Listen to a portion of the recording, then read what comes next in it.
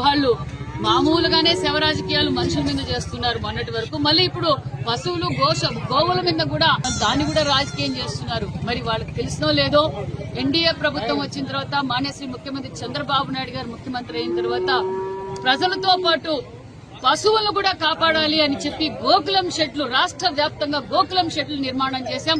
అంతేకాకుండా ఎండాకాలం వచ్చింది, గోవులు కావచ్చు పశువులు మంచినీటికి ఇబ్బంది పడుతున్నాయి, తాగడానికి ఇబ్బంది పడుతున్నాయి. ఇలా గోకులం పశువులు తొట్లు కూడా కట్టించిన ప్రభుత్వం ఎన్డీఏ ప్రభుత్వం అన్న విషయాన్ని తెలియజేస్తూ ఈ శవ రాజకీయాలు చేసేది మానేసి ప్రజలు ఎలాగో మీ చీటీ చింపేశారు. ప్రజలకు అర్థమైపోయింది మీరు ఎన్ని రాస్తారోకాలు చేసినా ఎన్ని శవ రాజకీయాలు చేసినా ఎప్పుడు ఎలా విధంగా ధర్నా చేయాలో కూడా మీకు తెలియదు. మరి వాళ్ళకు శవ రాజకీయాలు చేయడం అలవాటే.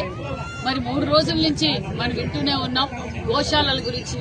వాళ్ళు మామూలుగానే శవ రాజకీయాలు మనుషుల మీద చేస్తున్నారు మొన్నటి వరకు. మళ్ళీ ఇప్పుడు పశువులు గోవుల మీద కూడా దాన్ని కూడా రాజకీయం చేస్తున్నారు. మరి వాళ్ళకి తెలిసినో లేదో ఎన్డీఏ ప్రభుత్వం వచ్చిన తర్వాత మాన్యశ్రీ ముఖ్యమంత్రి చంద్రబాబు నాయుడు గారు ముఖ్యమంత్రి అయిన తర్వాత ప్రజలతో పాటు పశువులను కూడా కాపాడాలి అని చెప్పి గోకులం షెడ్లు రాష్ట్ర వ్యాప్తంగా గోకులం షెడ్లు నిర్మాణం చేశాం.